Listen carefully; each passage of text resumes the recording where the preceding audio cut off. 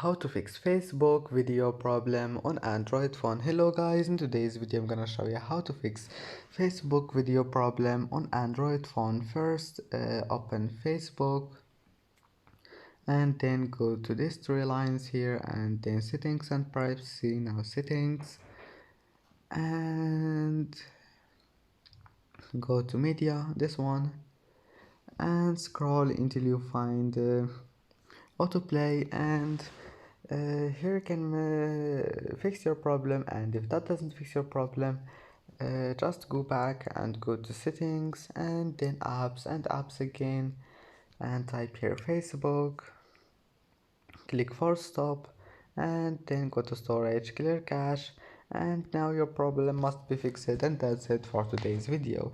If you like this video, don't forget like and subscribe, and see you in the next video.